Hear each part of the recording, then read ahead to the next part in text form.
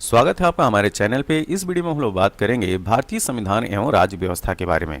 इसकी शुरुआत करेंगे हम लोग ईस्ट इंडिया कंपनी के तहत जो कानून आए थे, जो नियम बने थे वहाँ से। तो सबसे पहले हम लोग बात करेंगे रेगुलेटिंग एक्ट 1773 के बारे में। तो इस रेगुलेटिंग एक्ट 1773 के अंतर्गत कलकत्ता में उच्चतम न्यायालय की स्थापना की बात की गई थी और इसके प्रथम मुख्य न्यायाधीश एलिजा इम्पे थे। तो इनका नाम भी पूछा जाता है कि कलकत्ता में जो सर्वप्रथम उच्चतम न्यायालय की स्थापना की गई थी उसके मुख्य न्यायाधीश का क्या नाम था? तो एलिजा इम्पे। बंगाल के गवर्नर को अब बंगाल का गवर्नर जनरल नाम दिया गया। ठीक है, तो जो बंगाल का गवर्नर हुआ करता था अब किस नाम से जाना जाएगा? बंगाल का गवर्नर जनरल। अब प्रथम बंगाल का गवर्नर जनरल आपसे पूछा जाए तो क्या बोलेंगे? Warren Hastings. तो वारेन हेस्टिंग जो है बंगाल का गवर्नर जनरल था। ठीक, कौन सा? पहला।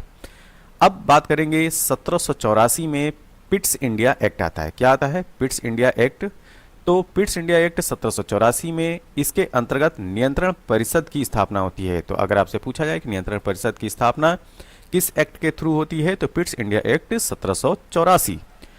चार्टर एक्ट 1813 की खासियत देखते हैं। इसके तहत शिक्षा पर प्रतिवर्ष 1 लाख रुपए खर्च का उपबंध होता है। ठीक है, तो ये प्रश्न अक्सर पूछा जाता है कि शिक्षा पर प्रतिवर्ष 1 लाख रुपए का खर्च करने की व्यवस्था जो है किस चार्टर एक्ट के तहत की गई? तो यह व्यवस्था थी 1813 के चार्टर एक्ट के तहत। कंपनी का व्यापारिक एकाधिकार को जो है समाप्त कर दिया गया था चाय और, ध्यान दीजिएगा, चाय और चीन को छोड़कर। ठीक है, तो चाय और चीन के साथ जो व्यापार था उसको छोड़कर कंपनी की जो मोनोपोली थी उसको समाप्त कर दिया गया था और शिक्षा पर 1 लाख रुपए खर्च का प्रावधान लाया गया था 1813 के चार्टर एक्ट के तहत। चार्टर एक्ट 1833, बंगाल के गवर्नर जनरल को संपूर्ण भारत का गवर्नर जनरल बनाया गया। तो अगर आपसे पूछा जाए कि भारत का प्रथम गवर्नर जनरल कौन था तो वह है लॉर्ड विलियम बेंटिक। क्या? Lord William Bentinck. और बंगाल का गवर्नर जनरल कौन था? तो वारेन हेस्टिंग्स। तो ये कंफ्यूजन जो है वो नहीं होना चाहिए। कंपनी का व्यापारिक एकाधिकार पूर्णतः समाप्त हो गया। जो चाय और चीन जो अभी बचा हुआ था 1813 के चार्टर एक्ट में, वो 1833 के चार्टर एक्ट में उसको भी पूरी तरीके से समाप्त कर दिया गया। गवर्नर जनरल की परिषद में चौथे सदस्य के रूप में कानूनी सदस्य को शामिल किया गया। ठीक, और प्रथम व्यक्ति था ये लॉर्ड मैकाले। अब हम बात करेंगे चार्टर एक्ट 1853 के बारे में। विधि निर्माण हेतु केंद्रीय विधान परिषद की स्थापना की गई। सिविल सेवक की भर्ती हेतु खुली प्रतियोगिता का शुभारंभ, ओपन कंपटीशन का प्रारंभ होता है कब? 1853 के चार्टर एक्ट के तहत। अब हम बात करेंगे कि ब्रिटिश क्राउन के शासनाधीन पारित अधिनियम जो थे। ठीक है, तो जैसा कि हम जानते हैं कि 1857 की क्रांति होती है और 1857 की क्रांति के बाद कंपनी का अधिकार को जो है समाप्त कर दिया जाता है और ब्रिटिश क्राउन के तहत जो है पूरी जो भारत की शासन व्यवस्था है वो आ जाती है। ठीक, तो भारत शासन अधिनियम 1858 पारित होता है। इसके तहत गवर्नर जनरल को भारत का वायसराय नाम दिया गया। ठीक है, और भारत के राज्य सचिव का पद सृजित किया गया। तो भारत के राज्य सचिव का भी नाम आता है कब? 1858 के भारत शासन अधिनियम के तहत। और गवर्नर जनरल को जो है अब वायसराय बोला जाने लगा। भारत का शासन कंपनी से छीनकर अब कहाँ पे आ गया? ब्रिटिश शासन के अधीन आ गया। भारत परिषद अधिनियम 1861 के बारे में बात करते हैं। वायसराय को अध्यादेश जारी करने की शक्ति मिली थी कब? भारत परिषद अधिनियम 1861 के तहत। विकेंद्रीकरण की शुरुआत हुई थी। ठीक, भारत परिषद अधिनियम 1861 के तहत ही। अब हम बात करेंगे भारत परिषद अधिनियम 1892 के बारे में। केंद्रीय विधान परिषद के भारतीय सदस्यों को वार्षिक बजट पर बहस करने, प्रश्न पूछने का अधिकार दिया गया था। इसमें ये पूरक प्रश्न और मतदान का अधिकार इसमें नहीं था। ठीक है, प्रश्न पूछ सकते थे लेकिन पूरक प्रश्न और मतदान देने का अधिकार नहीं था। अब हम बात करेंगे भारत परिषद अधिनियम 1909 के बारे में। मार्ले मिंटो सुधार अधिनियम इसी के तहत आता है। पृथक निर्वाचन के आधार पर मुस्लिमों के लिए सांप्रदायिक प्रतिनिधित्व का प्रावधान भी इसी भारत परिषद अधिनियम 1909 के तहत आता है। ये काफी इंपॉर्टेंट है। ठीक है, अब हम बात करेंगे भारत शासन अधिनियम 1919 के बारे में। तो मॉन्टेग्यू चेम्सफोर्ड सुधार अधिनियम इसी के तहत होता है। केंद्र में द्विसदनी व्यवस्था का प्रारंभ होता है। प्रांतों में द्वैत शासन की शुरुआत हो जाती है और विषयों को 2 भागों, आरक्षित और हस्तांतरित में बांट दिया जाता है। ठीक है, आरक्षित रिजर्व जो कि गवर्नर के हाथ में होता है और हस्तांतरित जो कि ट्रांसफर जो होता है वो जो लेजिस्लेटिव असेंबली होती है उसके तहत होता है। अब हम बात करेंगे भारत शासन अधिनियम 1935 के बारे में। केंद्र में संघात्मक सरकार की स्थापना होती है, प्रांतों में द्वैध शासन की समाप्ति हो जाती है, केंद्र में द्वैध शासन की शुरुआत होता है। ये ध्यान रखिएगा, प्रांतों में द्वैध शासन की समाप्ति होती है, लेकिन केंद्र में द्वैध शासन की शुरुआत होती है। केंद्रीय बैंक एवं संघीय न्यायालय की स्थापना होती है और 1935 का ही एक्ट था जिसके तहत, ध्यान दीजिएगा, आरबीआई, ठीक, रिजर्व बैंक ऑफ इंडिया, जो कि सेंट्रल बैंक है भारत का, और सुप्रीम कोर्ट की बात की गई। ठीक है, तो सुप्रीम कोर्ट का नाम उस समय सुप्रीम कोर्ट नहीं था, फेडरल कोर्ट ऑफ इंडिया की बात की गई थी। बर्मा को भारत से अलग किया गया, तो ये प्रश्न पूछा भी जाता है कि बर्मा को, जो कि आज की डेट का म्यांमार है, उसको भारत से कब अलग किया गया था, किस अधिनियम के तहत अलग किया गया था? तो भारत शासन अधिनियम 1935 के तहत किया गया था। सिंध एवं उड़ीसा नामक नए प्रांतों का निर्माण हुआ। तो सिंध और उड़ीसा, ये जो स्टेट हैं, इनका नाम भी, ये जो स्टेट के दर्जे में जो आते हैं, वो भारत शासन अधिनियम 1935 के तहत आते हैं। ठीक है, अब हम बात करेंगे भारतीय संविधान सभा की। ठीक है, तो भारतीय संविधान सभा की जो गठन की बात होती है, इसकी शुरुआत होती है कैबिनेट मिशन योजना 1946 के तहत। ठीक है, तो कैबिनेट मिशन योजना 1946 के तहत अप्रत्यक्ष निर्वाचन द्वारा जो है इसका गठन होता है। तो अगर आपसे पूछा जाए कि भारतीय संविधान सभा, जो इंडियन लेजिस्लेटिव असेंबली है, उसका गठन कैसे होता है, तो कैबिनेट मिशन योजना 1946 के तहत अप्रत्यक्ष निर्वाचन द्वारा। सदस्य संख्या 389 थी। ये प्रश्न पूछा भी जाता है कि जो इंडियन लेजिस्लेटिव असेंबली थी उसमें सदस्य संख्या कितनी थी, तो 389, जिसमें ब्रिटिश भारत से 296 लोग थे, 296, और देसी रियासतों से 93, और महिला सदस्य संख्याओं की संख्या 15 थी। तो महिला सदस्य की संख्या 15। प्रथम बैठक कब होती है? 9 दिसंबर 1946 को। इसके जो इम्पोर्टेंट पदाधिकारी होते हैं उनकी बात कर लेते हैं। तो अस्थायी अध्यक्ष के रूप में सबसे पहले सच्चिदानंद सिन्हा को चुना जाता है, लेकिन बाद में जो परमानेंट अध्यक्ष बनते हैं वो डॉक्टर राजेंद्र प्रसाद, और यही आगे चलकर भारत के प्रथम राष्ट्रपति भी बनते हैं।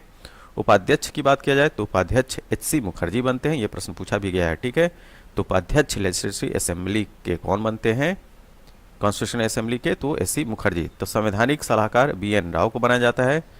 तो ये चीज़ हो गया। अब उद्देश्य प्रस्ताव की बात करते हैं। तो 13 दिसंबर 1946 को उद्देश्य प्रस्ताव पर जो है वो पेश होता है। इसको पेश करने वाले जवाहरलाल नेहरू होते हैं और पारित होता है 22 जनवरी 1947 को। तो इंडियन कॉन्स्टिट्यूशनल असेंबली के बारे में ये संक्षिप्त परिचय था, और इसकी अंतिम बैठक होती है 24 जनवरी 1950 को। ठीक है, तो गठन से लेकर अंतिम बैठक तक की हम लोगों ने बात किया इंडियन कॉन्स्टिट्यूशनल असेंबली के बारे में। ठीक, ये सारे फैक्ट जो है काफ़ी इंपॉर्टेंट है, इनको ध्यान में रखिए। अब चलते हैं हम अगले फैक्ट के बारे में। देखिए, जो कॉन्स्टिट्यूशनल असेंबली है, संविधान सभा, उसकी प्रमुख जो समितियां हैं उनके अध्यक्ष के नाम पूछे जाते हैं। तो एक तरफ समितियां हैं और दूसरी तरफ अध्यक्ष हैं। तो संघ शक्ति समिति, संघीय संविधान समिति, इसके अध्यक्ष जवाहरलाल नेहरू होते हैं। नियम समिति, प्रक्रिया समिति, संचालन समिति, डॉक्टर राजेंद्र प्रसाद इसकी अध्यक्षता करते हैं इन समितियों के। प्रांतीय संविधान समिति, ध्यान दीजिएगा, प्रांतीय संविधान समिति और संघीय संविधान समिति दोनों अलग हैं। तो संघीय संविधान समिति ये है जिसकी अध्यक्ष जवाहरलाल नेहरू थे, और प्रांतीय संविधान समिति के अध्यक्ष सरदार वल्लभ भाई पटेल हैं। ठीक है, मौलिक अधिकारों एवं अल्पसंख्यकों से संबंधित जो समिति थी उसके भी अध्यक्ष सरदार वल्लभ भाई पटेल। प्रारूप समिति का गठन 29 अगस्त 1947 को होता है। ठीक है, और इसमें सदस्य संख्याओं की संख्या जो होती है 7 होती है। तो 7 सदस्यीय ड्राफ्ट कमेटी जो है बनाई जाती है, और इसका गठन 29 अगस्त 1947 को किया जाता है, और इसके अध्यक्ष कौन होते हैं? डॉक्टर भीमराव अंबेडकर। अब हम चलते हैं अगले फैक्ट के बारे में। भारत के संविधान के बारे में थोड़ा सा संक्षिप्त परिचय लेते हैं। देखिए, 26 नवंबर 1949 को संविधान सभा द्वारा पारित किया गया था। ठीक है, लेकिन पूरे देश में लागू कब हुआ? 26 जनवरी 1950 से लागू है। इसके बनने में, भारत के संविधान को बनने में 2 वर्ष 11 महीने और 18 दिन का समय लगता है। ठीक है, तो इंडियन कॉन्स्टिट्यूशन के बनने में अगर आपसे समय पूछा जाए तो क्या बताएंगे? 2 वर्ष 11 महीने 18 दिन। मूल संविधान की अगर बात की जाए, मूल संविधान से तात्पर्य है कि जो कि 26 जनवरी 1950 को लागू हुआ था। ठीक है, उसमें 22 भाग, 8 अनुसूचियां और 395 अनुच्छेद थे। वर्तमान में गणना की दृष्टि से इसमें 25 भाग, 12 अनुसूचियां और 465 अनुच्छेद हैं। ठीक है, अब चूंकि जब संविधान बन रहा था तो संविधान जो है वो कई देशों से प्रेरणा लेकर बना था। ठीक है, तो हम इसमें बात करेंगे कि जो भारत का संविधान है उसके सोर्स कौन कौन से थे। ठीक है, तो ब्रिटेन के संविधान से क्या लिया गया था, वहाँ से संसदीय शासन प्रणाली का कॉन्सेप्ट लिया गया था, ठीक है।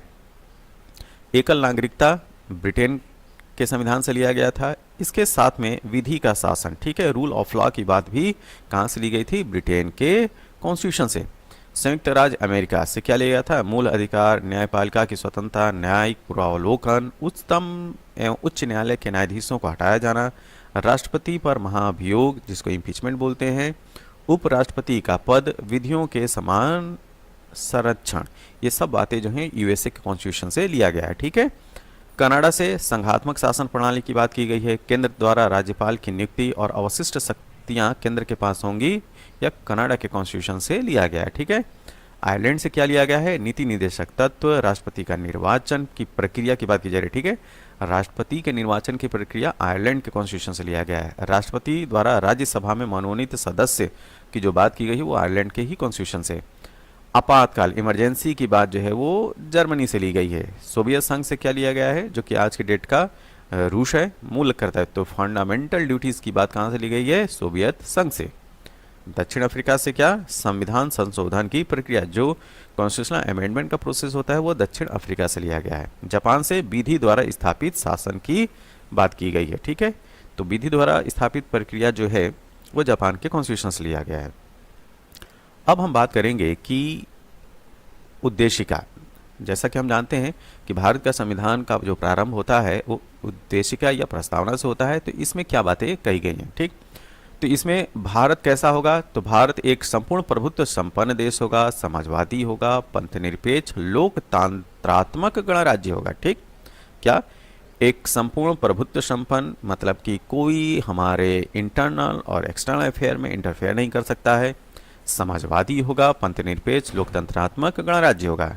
न्याय, यहाँ पे जो है वो 3 तरह के न्याय की बात की गई है, सामाजिक, आर्थिक और राजनीतिक।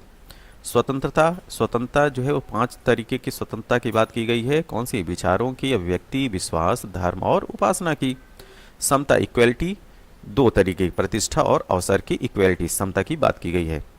देखिए 42वें संविधान संशोधन अधिनियम 1976 द्वारा जोड़े गए शब्द थे समाजवादी, पंथनिरपेक्ष और अखंडता, इंटीग्रिटी, ठीक है। तो जो भारत का मूल संविधान था उसमें समाजवादी, पंथनिरपेक्ष और अखंडता नहीं थे उद्देशिका या प्रस्तावना में, ठीक है। तो उद्देशिका और प्रस्तावना में समाजवादी, पंथनिरपेक्ष और अखंडता किस संविधान संशोधन के तहत जोड़े गए, 42वें संविधान संशोधन अधिनियम 1976 के द्वारा। अब इसी में बात करेंगे केशवानंद भारती केस के बारे में। तो केशवानंद भारती केस 1973 का है, जिसमें उच्चतम न्यायालय ने उद्देशिका मतलब कि जो प्रियम्बल है, प्रस्तावना है, उसको संविधान का भाग माना। ये प्रश्न पूछा जाता है कि उद्देशिका को संविधान का भाग किस केस के तहत माना गया है। तो केशवानंद भारती केस 1973 में उच्चतम न्यायालय ने उद्देशिका को संविधान का भाग माना है। पंडित जवाहरलाल नेहरू ने उद्देशिका को संविधान की आत्मा कहा है, और के एम मुंशी ने उद्देशिका को राजनीतिक जन्म पत्री कहा है। इस तरह से भी प्रश्न पूछे जाते हैं। अब हम बात करेंगे भारत के जो राष्ट्रीय प्रतीक हैं, ठीक है, उनके बारे में। तो देखिए, तो राष्ट्रीय प्रतीक में पहले हम जो है तिरंगा की बात करते हैं। तो राष्ट्रीय ध्वज क्या है, तिरंगा है। राष्ट्रीय चिन्ह क्या है, तो ये है सारनाथ में स्थित जो अशोक के सिंह की अनुकृति है वो है, ठीक है। राष्ट्रगान क्या है, जन गण मन, यह है राष्ट्रगान। राष्ट्रगीत क्या है, वंदे मातरम। राष्ट्रीय पशु की अगर बात किया जाए तो बाघ, टाइगर जो है वो राष्ट्रीय पशु है। राष्ट्रीय पक्षी मोर है। राष्ट्रीय कैलेंडर शक संवत पर आधारित है, ध्यान दीजिएगा, राष्ट्रीय कैलेंडर जो है वो शक संवत पर आधारित है, जो कि 78 AD से प्रारंभ होता है, ठीक है। राष्ट्रीय पुष्प की अगर हम बात करें तो कमल है। राष्ट्रीय फल क्या है, आम। राष्ट्रीय वृक्ष बरगद। राष्ट्रीय जलीय जीव नेशनल एक्वेटिक एनिमल डॉल्फिन, ये कई बार जो है वो कंपटीशन में पूछा गया है। राष्ट्रीय विरासत पशु क्या है, हाथी। तो ये संक्षिप्त जो था इंफॉर्मेशन थी राष्ट्रीय प्रतीक के बारे में। अब हम बात करेंगे कि जो नए राज्यों का गठन हुआ था उनके बारे में। यहाँ से भी प्रश्न पूछा जाता है, ठीक, और मैचिंग में आता है कि कौन सा राज्य जो है कब गठित हुआ था, ठीक है। तो रीऑर्गेनाइजेशन ऑफ स्टेट की अगर हम लोग बात करें तो आंध्र प्रदेश सबसे पहले गठित राज्यों में से एक है। तो यह 1 अक्टूबर 1953 को हुआ था। गुजरात 1 मई 1960 को। नागालैंड 1 दिसंबर 1963। हरियाणा 1 नवंबर 1966। हिमाचल प्रदेश 25 जनवरी 1971। मणिपुर 21 जनवरी 1972। मेघालय 21 जनवरी 1972। त्रिपुरा 21 जनवरी 1972। सिक्किम 16 मई 1975 को, मिजोरम 20 फरवरी 1987, अरुणाचल प्रदेश 20 फरवरी 1987। तो देखिए मिजोरम और अरुणाचल प्रदेश एक ही दिन जो है ऑर्गेनाइज हुए थे, ठीक है, स्टेट के रूप में आए थे। तो 20 फरवरी 1987 को मिजोरम भी और अरुणाचल प्रदेश भी 20 फरवरी 1987 को ही। गोवा की बात करते हैं, गोवा आता है 30 मई 1987 को एक राज्य के रूप में, ठीक है। छत्तीसगढ़ 1 नवंबर 2000, उत्तराखंड 9 नवंबर 2000, झारखंड 15 नवंबर 2000, ठीक है। तो 2000 का जो वर्ष होता है उसमें 3 राज्य जो है वो अस्तित्व में आते हैं, छत्तीसगढ़, उत्तराखंड और झारखंड। तेलंगाना राज्य की बात करें तो 2 जून 2014 को तेलंगाना राज्य का गठन होता है। तो इस तरीके से याद रखिएगा, और ख़ास तौर से ये याद रखिएगा कि ये छत्तीसगढ़, उत्तराखंड और झारखंड, ठीक है, ये जो है किस नंबर के नवगठित राज्य हुए थे ये भी पूछा जाता है, ठीक है। तो छत्तीसगढ़ जो है वो मध्य प्रदेश से अलग होकर बना था, उत्तराखंड उत्तर प्रदेश से अलग होकर बना था, और झारखंड जो कि 15 नवंबर 2000 को बनता है बिहार से अलग होकर। अब हम बात करेंगे कि राज्यों का जो गठन था उसके इंपॉर्टेंट तथ्य क्या हो सकते हैं, ठीक है। तो देखिए भाषा के आधार पर गठित पहला राज्य अगर आपसे पूछा जाए तो आंध्र प्रदेश बताइएगा, ठीक है, 1953 में। राज्य पुनर्गठन आयोग तो स्टेट रीऑर्गेनाइजेशन कमीशन जो है 1953 में गठित हुआ था, और इसके अध्यक्ष फजल अली थे। कौन? फजल अली इसके अध्यक्ष थे, और यह 3 सदस्यीय बॉडी थी। तो अध्यक्ष हो गए फजल अली, और 2 अन्य सदस्य थे के.एम. पणिकर और हृदयनाथ कुंजरू।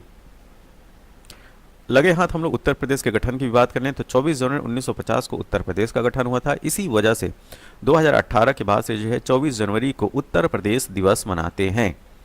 कर्नाटक, केरल, मध्य प्रदेश और राजस्थान की स्थापना 1 नवंबर 1956 को हुई थी। तो ये जो 4 राज्य हैं, कर्नाटक, केरल, मध्य प्रदेश और राजस्थान, इनकी स्थापना 1 नवंबर 1956 को हुई थी। अब हम बात करेंगे मूल अधिकार के बारे में, ठीक है। तो मूल अधिकारों की बात जो है अनुच्छेद 12 से लेकर 35 के अंतर्गत की गई है। अगर आपसे भाग पूछा जाए तो भाग तीसरा, तो भाग 3 के तहत अनुच्छेद 12 से लेकर 35 तक में मूल अधिकार मतलब कि फंडामेंटल राइट की बात की गई है। अब हम बात करेंगे किसमें क्या क्या बात कही गई, मतलब कि किस अनुच्छेद में क्या बात की गई है। तो राइट टू इक्वलिटी, समानता का अधिकार की बात अनुच्छेद 14 से 18 में की गई है। राइट टू फ्रीडम, स्वतंत्रता का अधिकार अनुच्छेद 1922 के तहत की गई है। 19 से लेकर 22 तक के जो अनुच्छेद हैं वो स्वतंत्रता का अधिकार को डील करते हैं। शोषण के विरुद्ध अधिकार अनुच्छेद 23 और 24 में बात की गई है। धर्म की स्वतंत्रता का अधिकार अनुच्छेद 25 से लेकर 28 तक में की गई है। संस्कृति एवं शिक्षा संबंधी अधिकार अनुच्छेद 29 और 30 में की गई है। और संवैधानिक उपचारों का अधिकार जो है अनुच्छेद 32 से 35 में की गई है, ठीक है। और खास तौर से अगर आप बात करें तो आर्टिकल 32।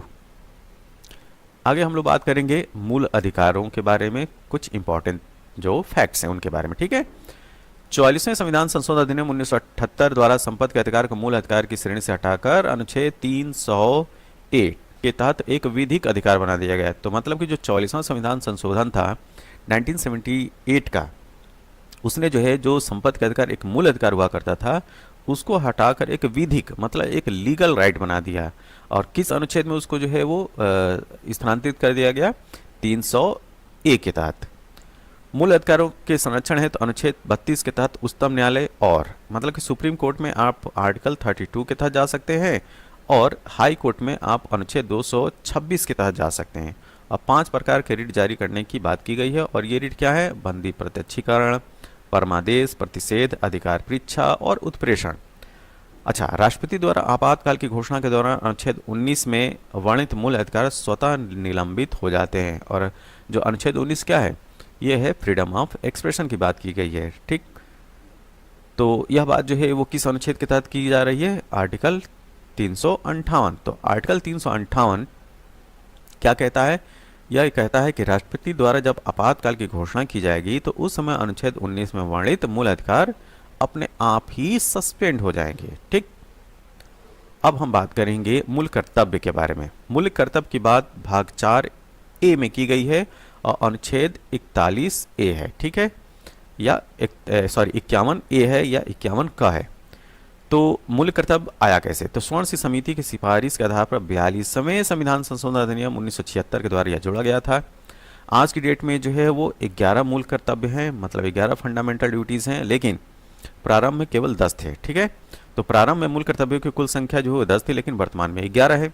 11वां मूल कर्तव्य 86वें 86th कॉन्स्टिट्यूशनल अमेंडमेंट एक्ट के तहत 2002 द्वारा जोड़ा गया था, जो कि 6 से लेकर 14 वर्ष के प्रतिपाल्य के लिए शिक्षा का अवसर प्रदान करने के माता पिता या संरक्षक के कर्तव्य का प्रावधान करता है। ठीक है, तो ये पेरेंट्स की, गार्जियन की ड्यूटी होगी कि 6 से 14 वर्ष के बच्चों के लिए जो है वो उनको जो है शिक्षा का अवसर प्रदान करें। ठीक है, तो ये 11वां फंडामेंटल ड्यूटी थी। अब हम बात करेंगे राज्य के नीति निर्देशक तत्व। महत्वपूर्ण तथ्य देखते हैं इसमें क्या है। इसका उपबंध संविधान के भाग 4 और अनुच्छेद 36 से लेकर 51 में किया गया है। यह गैर वाद योग्य है, मतलब इसमें जो बातें कही गई हैं उन बातों को अप्लाई कराने के लिए आप कोर्ट में नहीं जा सकते हैं, मतलब कि न्यायालय द्वारा इसे लागू नहीं कराया जा सकता है। इसका उद्देश्य लोक कल्याणकारी राज्य एवं सामाजिक आर्थिक लोकतंत्र की स्थापना करना है। ठीक है, तो अगर आपसे पूछा जाए कि कल्याणकारी राज्य की बात जो है किसके तहत की गई है, तो आप बताइएगा राज्य के नीति निर्देशक तत्व के तहत। ठीक है, तो वेलफेयर स्टेट की बात राज्य के नीति निर्देशक तत्व के तहत की गई है। भारत का राष्ट्रपति होता है, तो यहाँ पे जानते हैं भारत के राष्ट्रपति के बारे में। तो देश का प्रथम नागरिक अगर आपसे कोई पूछे तो क्या बताएंगे, भारत का राष्ट्रपति। संघ की कार्यपालिका का प्रमुख होता है और तीनों सेनाओं का प्रधान सेनापति भी होता है भारत का राष्ट्रपति।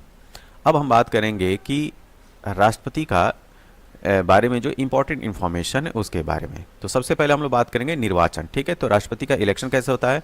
तो एक्चुअली में राष्ट्रपति के इलेक्शन के लिए एक निर्वाचन मंडल होता है जिसको इलेक्टोरल कॉलेज बोलते हैं, और इसके अंदर में कौन कौन होते हैं, संसद के दोनों सदनों के निर्वाचित सदस्य, राज्यों की विधानसभाओं के निर्वाचित सदस्य, दिल्ली और पुडुचेरी विधानसभा के निर्वाचित सदस्य। ठीक है, तो ये जो है इलेक्टोरल कॉलेज में शामिल होते हैं। बात यह है कि अगर आपसे पूछे जाए कि राष्ट्रपति के इलेक्शन में कौन शामिल होता है, तो आपको ये तीनों पॉइंट बताने हैं। क्या, संसद के दोनों सदनों मतलब लोकसभा और राज्यसभा के जो भी इलेक्टेड मेंबर हैं वो, राज्यों की विधानसभाओं के इलेक्टेड मेंबर, और दिल्ली और पुडुचेरी विधानसभा के इलेक्टेड मेंबर।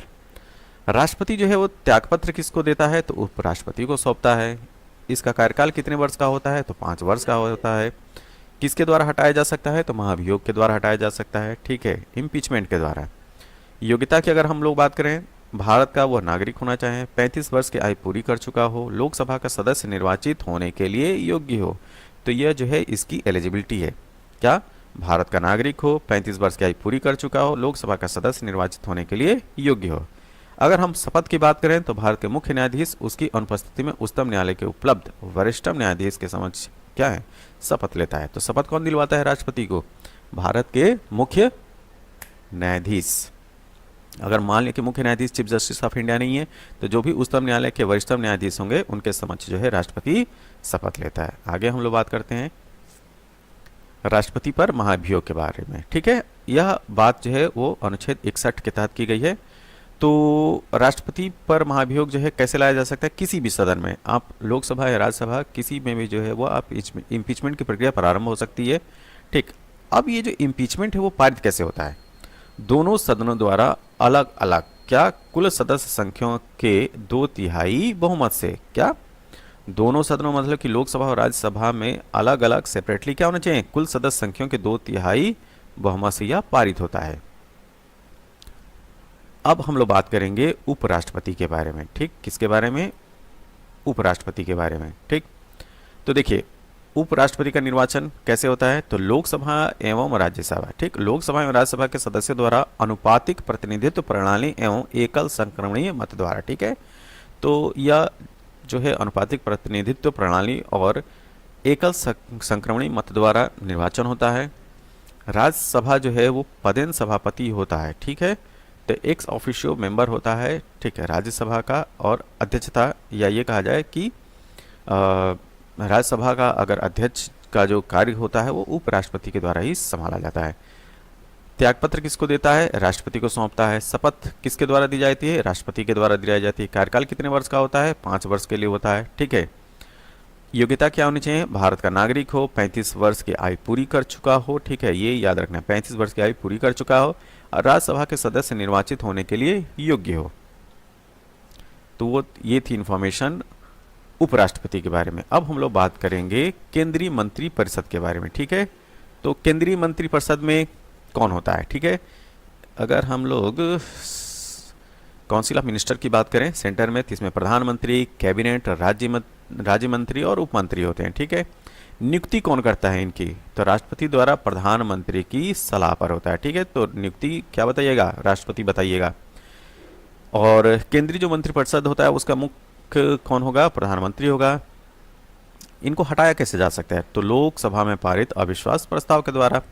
आकार लोकसभा के सदस्यों की कुल संख्या का 15% से अधिक नहीं होना चाहिए, और यह बात की गई थी 91वें संविधान संशोधन 2003 के तहत। ठीक है, अच्छा, अगर आपसे पूछा जाए जो केंद्रीय मंत्रिपरिषद होता है वह किसके प्रति उत्तरदायी होता है? तो लोकसभा के प्रति उत्तरदायी होती है। इसी वजह से जो इस तरीके की व्यवस्था होती है उसको उत्तरदायी सरकार भी बोलते हैं, और यह व्यवस्था जो है वो पार्लियामेंट्री फॉर्म ऑफ गवर्नमेंट में होता है। ठीक है, अगला प्रश्न। अब हम मतलब कि अगले हम फैक्ट के बारे में बात करते हैं, महान्यायवादी के बारे में बात करते हैं। इसकी बात जो है अनुच्छेद 76 के तहत की गई है। देखिए, महान्यायवादी होता कौन है? अटॉर्नी जनरल की बात की जा रही है, तो यह भारत सरकार का सर्वोच्च विधि सलाहकार होता है, एक तरीके से कहिए कि वकील। ठीक, नियुक्तिकर्ता, इसकी नियुक्ति राष्ट्रपति के द्वारा की जाती है। योग्यता क्या होनी चाहिए अटॉर्नी जनरल बनने के लिए?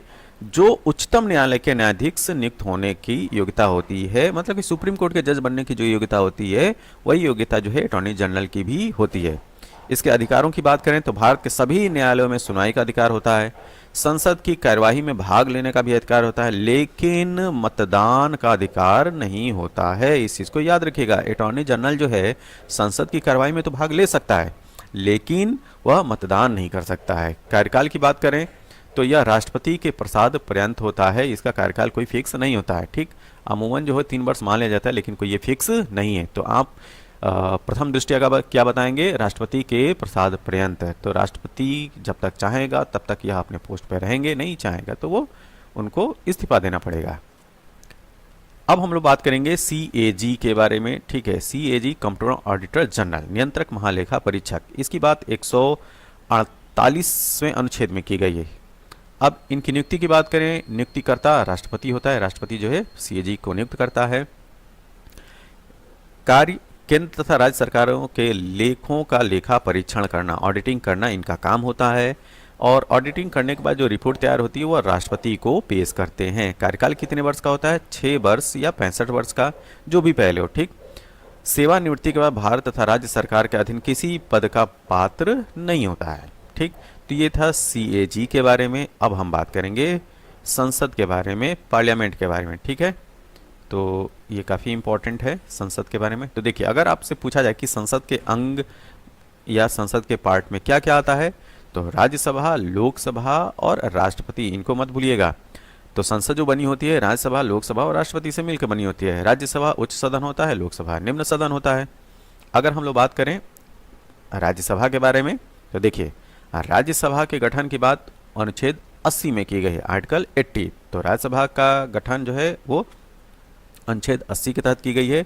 गठन की तिथि की बात करें तो भारत में राज्यसभा का जो गठन है वो 3 अप्रैल 1952 को होता है। प्रथम बैठक 13 मई 1952 को होती है।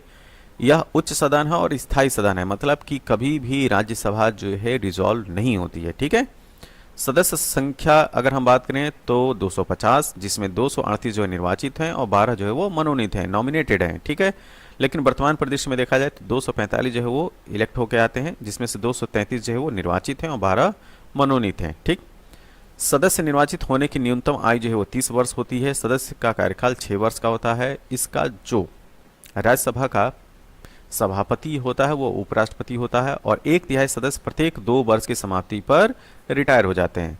अगर आपसे पूछा जाए कि प्रथम सभापति कौन थे, तो भारत के प्रथम उपराष्ट्रपति डॉक्टर सर्वपल्ली राधाकृष्णन ही प्रथम सभापति थे। किसके? राज्यसभा के।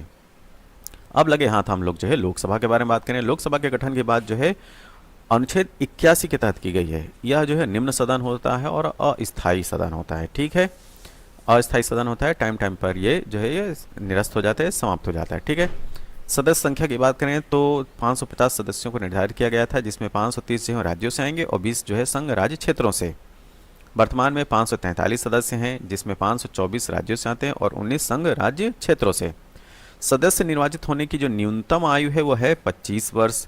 सदस्य का कार्यकाल 5 वर्ष का होता है। प्रथम अधिवेशन 13 मई 1952 को हुआ था। प्रथम लोकसभा अध्यक्ष गणेश वासुदेव मावलंकर था। क्या? गणेश वासुदेव मावलंकर। प्रथम महिला लोकसभा अध्यक्ष मीरा कुमार थी। कौन? मीरा कुमार। अब हम बात करेंगे ज्वाइंट सिटिंग की। जो दोनों सदन है, लोकसभा और राज्यसभा, इनकी जो है संयुक्त बैठक कैसे होती है और किस अनुच्छेद के तहत होती है। तो यह आर्टिकल 108 में यह प्रावधान है कि दोनों सदनों की जो है स्वयं संयुक्त बैठक को बुलाया जा सकता है। तो देखिए क्यों संयुक्त बैठक की जरूरत पड़ती है। जब किसी विधेयक को दोनों सदनों के बीच में मतभेद की स्थिति हो, ठीक है, तब जो है वो ज्वाइंट सिटिंग की बात की जाती है। और इसको बुलाने का अधिकार जो है राष्ट्रपति को होता है। तो राष्ट्रपति के द्वारा ही आहूत किया जाता है। लेकिन जो संयुक्त बैठक होती है उसकी अध्यक्षता लोकसभा अध्यक्ष के द्वारा की जाती है।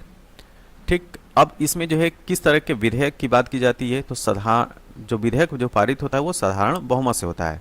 ठीक, और एक और चीज़ ध्यान रखिएगा, इसमें जो है वो साधारण विधेयक जो ऑर्डिनरी बिल होता है उसी के बारे में जो है वो संयुक्त बैठक बुलाई जाती है। इसका मतलब कि संविधान संशोधन विधेयक की दशा में ज्वाइंट सिटिंग नहीं बुलाई जा सकती है। अब तक जो है वो 3 बार ज्वाइंट सिटिंग मतलब संयुक्त बैठक जो है वो आहूत की गई है। धन विधेयक के बारे में जान लेते हैं। अनुच्छेद 110 ये जो है मनी बिल को डील करता है। कोई भी बिल जो है मनी बिल है कि ऑर्डिनरी बिल है, इसका डिसीजन जो है लोकसभा अध्यक्ष के पास होता है। लोकसभा अध्यक्ष ही इसका निर्णय लेता है।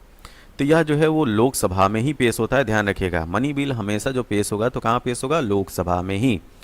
अब राज्यसभा जो है अधिकतम 14 दिन के लिए ही रोक सकती है। जैसे लोकसभा में पास हो गया तो राज्यसभा में गया, तो राज्यसभा जो अधिकतम अगर इसको रोक सकती है तो 14 दिन तक ही रोक सकती है।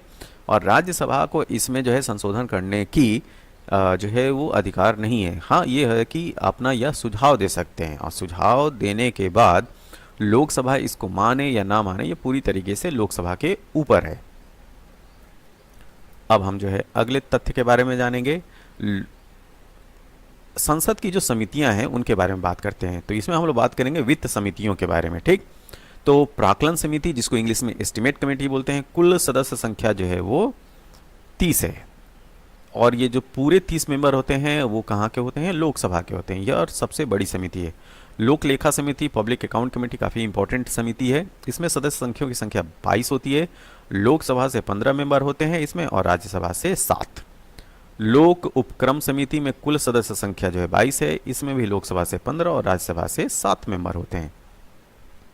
न्यायपालिका की बात करें, जुडिशरी की, तो यहाँ पे इंटीग्रेटेड न्याय प्रणाली है। ठीक है, तो सबसे ऊपर जो है सर्वोच्च न्यायालय है, उसके बाद जो है उच्चतम न्यायालय, उच्च न्यायालय है मतलब हाई कोर्ट, ये हो गया सुप्रीम कोर्ट, ये हो गया हाई कोर्ट, और नीचे जो है सबऑर्डिनेट कोर्ट हैं। ठीक है, सब ऑर्डिनेट कोर्ट। ठीक है, सबऑर्डिनेट कोर्ट जो है अधीनस्थ न्यायालय। तो ये जो है वो 3 लेवल आपको देखने को मिलता है, सर्वोच्च न्यायालय, उच्च न्यायालय और अधीनस्थ न्यायालय।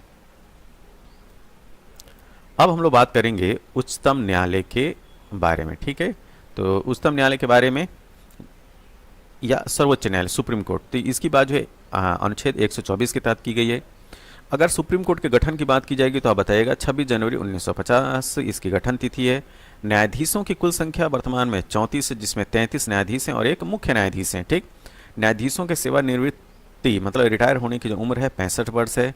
न्यायाधीश होने की योग्यता क्या होगी? ठीक है, अगर आप सुप्रीम कोर्ट के जज बनना चाहते हैं तो उसकी योग्यता क्या होनी चाहिए? भारत का नागरिक हो। उच्च न्यायालय मतलब कि हाई कोर्ट या ऐसे 2 या अधिक न्यायालयों में से कम 5 वर्ष तक न्यायाधीश रहा हो। उच्च न्यायालय ऐसे 2 या अधिक न्यायालयों में से कम 10 वर्ष तक अधिवक्ता रहा हो और राष्ट्रपति के राय में पारंगत विधिवेत्ता हो। ठीक है, तो राष्ट्रपति की नज़रों में क्या होना चाहिए? कानून का अच्छा जानकार होना चाहिए। न्यायाधीश की नियुक्ति राष्ट्रपति के द्वारा की जाती है कोलेजियम सिस्टम की सिफारिश पे। कोलेजियम में कौन शामिल होते हैं? भारत के मुख्य न्यायाधीश और उच्चतम न्यायालय के 4 वरिष्ठतम न्यायाधीश जो है वो कोलेजियम सिस्टम में शामिल होते हैं। ठीक, न्यायाधीशों को शपथ कौन दिलाता है? जो सुप्रीम कोर्ट के जो जज होते हैं उनकी शपथ राष्ट्रपति दिलवाते हैं। अब जो सुप्रीम कोर्ट के जज होते हैं उनको कैसे हटाया जा सकता है? सिद्ध कदाचार या असमर्थता के आधार पर संसद के प्रत्येक सदन द्वारा उपस्थिति एवं मतदान करने वाले सदस्यों के कम से कम 2/3 बहुमत से इनको हटाया जा सकता है। ठीक है, तो मिस बिहेवियर या इनकैपेसिटी के आधार पर संसद के प्रत्येक सदन द्वारा उपस्थित एवं मतदान करने वाले सदस्यों के कम से कम 2/3 बहुमत से इनको हटाया जा सकता है।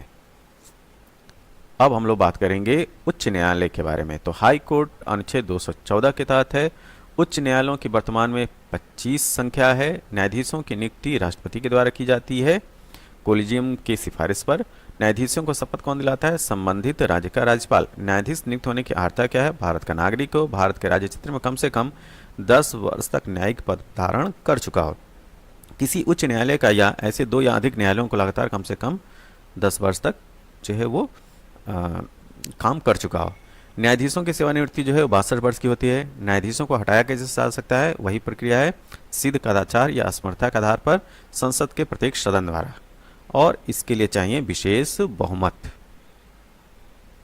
राज्यपाल की बात करें तो राज्यपाल की नियुक्ति राष्ट्रपति के द्वारा की जाती है। इनकी पदावधि जो है वो फिक्स नहीं होती, वो राष्ट्रपति के प्रसाद पर्यंत होते हैं। ठीक है। शपथ ग्रहण उच्च न्यायालय के मुख्य न्यायाधीश के द्वारा। ठीक है। तो हाई कोर्ट के जो चीफ जस्टिस होते हैं वो जो है वो राज्यपाल को शपथ दिलाते हैं। योग्यता की बात करें तो भारत का नागरिक हो या और 35 वर्ष की आयु पूर्ण कर चुका हो।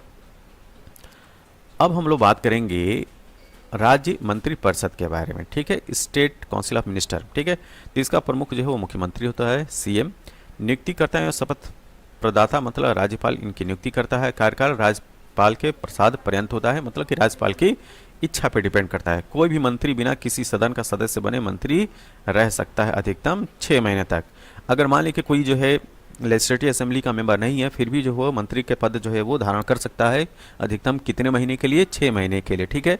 लेकिन उसको 6 महीने के भीतर जो है किसी न किसी सदन से उसको सदस्यता मतलब कि सदस्य होना आवश्यक है।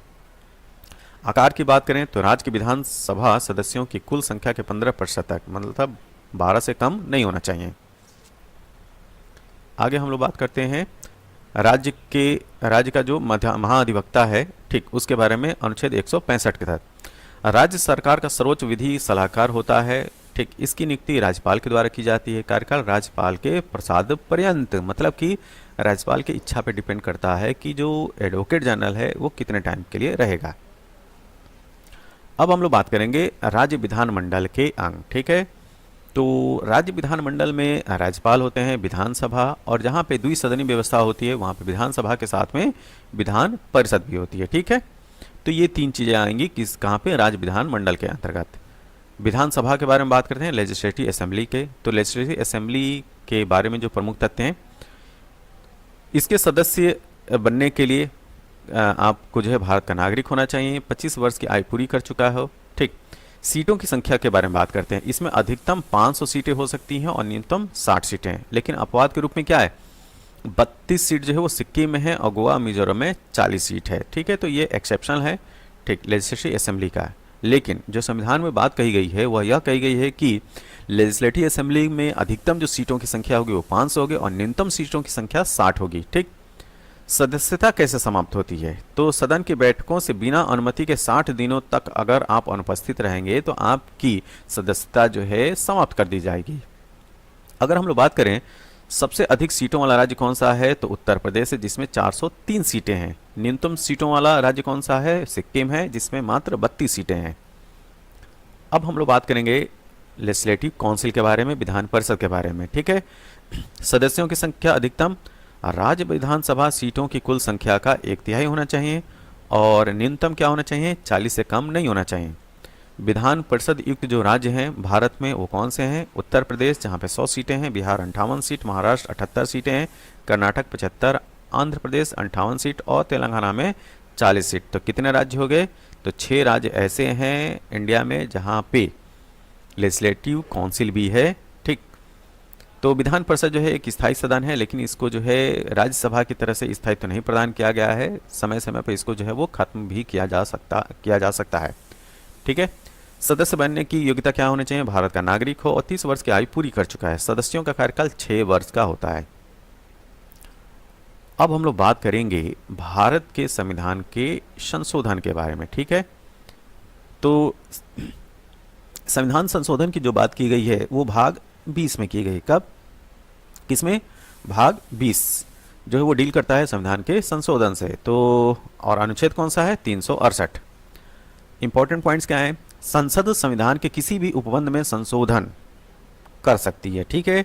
तो संशोधन की पावर किसके अंतर्गत है? संसद, पार्लियामेंट के अंतर्गत है, ठीक है। संविधान संशोधन विधेयक संसद के किसी भी सदन में मंत्री या गैर सरकारी सदस्य द्वारा पुनः स्थापित किया जा सकता है।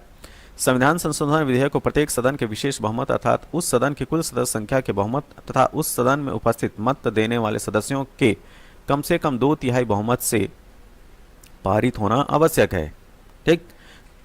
संविधान के कुछ उपबंधों में संशोधन के लिए कम से कम आधे राज्यों के विधानमंडलों की मंजूरी लेना भी आवश्यक है। जैसे कुछ संशोधन कैसे? राष्ट्रपति के निर्वाचन और इसकी प्रक्रिया संबंधी अगर संशोधन है तो इसके लिए क्या होना चाहिए? दोनों सदनों से विशेष बहुमत के साथ में साथ ही क्या होना चाहिए? कम से कम आधे राज्यों के विधानमंडल की मंजूरी लेना भी आवश्यक है। केंद्र और राज्य कार्यपालिका की शक्ति के विस्तार की बात हो, उच्चतम न्यायालय एवं उच्च न्यायालय से संबंधित मामला हो, केंद्र एवं राज्य के मध्य विधायी शक्तियों का विभाजन हो, जीएसटी काउंसिल हो, 7वीं अनुसूची के मामले हो, संसद में राज्यों का प्रतिनिधित्व की बात की गई हो, संविधान संशोधन प्रक्रिया जो स्वयं 368 को डील करता है उसमें संशोधन की बात की गई हो, संविधान संशोधन विधेयक को पारित करने के लिए संयुक्त बैठक नहीं बुलाई जा सकती है, जिसको अभी हम लोगों ने देखा भी। जो ज्वाइंट सिटिंग का जो प्रोविजन है केवल ऑर्डिनरी बिल के लिए है, न कि कॉन्स्टिट्यूशनल अमेंडमेंट बिल के लिए है। संविधान संशोधन विधेयक पर राष्ट्रपति मंजूरी देने के लिए बाध्य है, ये पॉइंट याद रखिएगा। अगर संविधान संशोधन विधेयक राज्यसभा लोकसभा से अगर पास है और राष्ट्रपति के पास पहुंचता है तो राष्ट्रपति जो है इसको मंजूरी देने के लिए बाध्य हैं। अब हम लोग बात करेंगे स्थानीय स्वशासन के बारे में, ठीक है। तो स्थानीय स्वशासन के जनक भारत में लॉर्ड रिपन को माना जाता है। यह राज्य सूची का विषय है, ठीक। जैसा कि हम जानते हैं कि सारी जो शक्तियां हैं वो 3 सूचियों में जो है वो बांटी गई हैं, संघ सूची, राज्य सूची और समवर्ती सूची, ठीक। तो स्थानीय स्वशासन के बाद जो है राज्य सूची में की गई है। देखिए इसमें जो है 2 स्थानीय स्वशासन में 2 हैं, पंचायती राज प्रणाली सिस्टम और नगरीय स्वशासन प्रणाली, ठीक। तो पंचायती राज प्रणाली की अगर हम बात करें तो इसकी शुरुआत 2 अक्टूबर 1959 को राजस्थान के नागौर जिले से जवाहरलाल नेहरू के द्वारा किया जाता है। संवैधानिक दर्जा 73वें संविधान संशोधन अधिनियम 1992 के द्वारा होता है और 24 अप्रैल 1993 से लागू है। यह त्रिस्तरीय व्यवस्था है, ग्राम पंचायत, खंड पंचायत और जिला पंचायत। इसकी जो 3 स्तर की जो बात जिसने सिफारिश की थी वो थे बलवंत राय मेहता की सिफारिश पर त्रिस्तरीय व्यवस्था अपनाई गई थी और इसमें कुल 29 विषय हैं। नगरीय स्वशासन प्रणाली में जो है 18 कुल विषय हैं। संवैधानिक दर्जा जो है 74वें संविधान संशोधन अधिनियम 1992 के द्वारा प्राप्त होता है और 1 जून 1993 से लागू है। इसमें भी त्रिस्तरीय व्यवस्था है, नगर पंचायत, नगर पालिका और नगर निगम। अब हम लोग बात करेंगे कि पंचायती राज से संबंधित जो प्रमुख समितियां हैं, ठीक है, उनके बारे में। तो पंचायती राज की जो प्रमुख समितियां हैं 1957 की अगर हम लोग बात करें तो बलवंत राय समिति आती है सबसे पहले। ये क्या सुझाव देती है? यह त्रिस्तरीय पंचायती राज प्रणाली की बात करती है, ग्राम, खंड और जिला पंचायत की बात करती है, ठीक है। 1977 में अशोक मेहता समिति आती है। इनका प्रमुख सुझाव होता है द्विस्तरीय पंचायती राज प्रणाली, जिसमें खंड पंचायत और जिला पंचायत की बात की जाती है। जीवी केशव समिति 1985 में आती है। इसके बाद लक्ष्मीमल सिंघवी एल एम सिंघवी समिति 1986 में आती है, जो कि पंचायती राज को संवैधानिक दर्जा देने की बात करती है और इन्हीं की सिफारिश पे जो है पंचायती राज को जो है संवैधानिक दर्जा प्राप्त हुआ। पी के थुंगन समिति 1988 की है, ठीक। तो एक चीज़ ये याद रखिएगा, इनका जो है मैचिंग भी आता है कि ये समितियां जो है वो किस टाइम पीरियड में आई थी और किस वर्ष में आई थी, ठीक। तो इनका वर्ष जो है जरूर याद रखिएगा। अब हम लोग बात करेंगे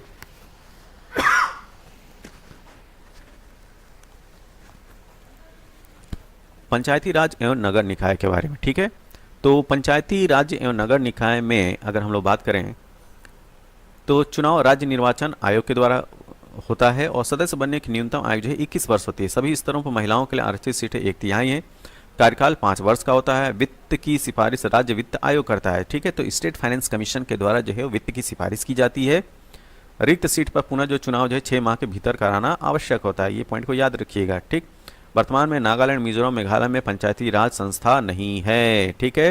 तो अगर पूछा जाए कि कौन से राज्य जहां पे पंचायती राज व्यवस्था अभी तक नहीं लागू हुई है तो वहां है वह है नागालैंड, मिजोरम और मेघालय। अब हम बात करेंगे फाइनेंस कमीशन ऑफ इंडिया के बारे में, ठीक है, तो जो भारतीय वित्त आयोग है उसके बारे में। तो वित्त आयोग जो है वो आर्टिकल 280 के तहत बात की गई है। इसका गठन जो है राष्ट्रपति के द्वारा प्रत्येक 5 वर्ष पर किया जाता है। तो कार्य जो है इनके एडवाइजरी जो है सुझाव देना है। संघ और राज्य के मध्य करों के बंटवारे के संबंध में सुझाव देते हैं। राज्यों के अनुदान सहायता के संबंध में सुझाव देते हैं। ठीक, संरचना की बात करें तो एक अध्यक्ष होते हैं और 4 सदस्य होते हैं। वित्त आयोग एवं अध्यक्ष, तो पहले जो है वित्त आयोग के अध्यक्ष थे केसी नियोगी, 12वें के D C. Rangarajan, doctor C Rangarajan, 13वां डॉक्टर विजय केलकर, 14वें जो है डॉक्टर वाई.वी. रेड्डी और 15वें जो है एन.के. सिंह। राष्ट्रपति जो है रिपोर्ट जो है यह राष्ट्रपति को सौंपते हैं, ठीक है, और सलाह मानने के लिए बाध्यकारी नहीं है। तो जो वित्त आयोग फाइनेंस कमीशन ऑफ इंडिया के द्वारा रिपोर्ट तैयार की जाती है उसमें जो बातें कही जाती हैं उन बातों को मानने के लिए राष्ट्रपति जो है बाध्यकारी नहीं है। और एक चीज़ याद रखिएगा, जो फाइनेंस कमीशन ऑफ इंडिया है वह एक एडवाइजरी बॉडी है।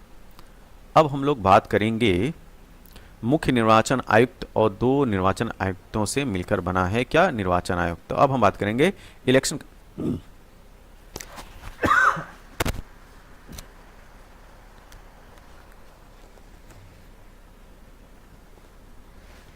अब हम लोग बात करेंगे इलेक्शन कमीशन ऑफ इंडिया के बारे में। यह अनुच्छेद 324 के तहत जो है इसको डील किया गया है। इसमें जो बात की गई है मतदान का अधिकार जो है एक विधिक अधिकार है।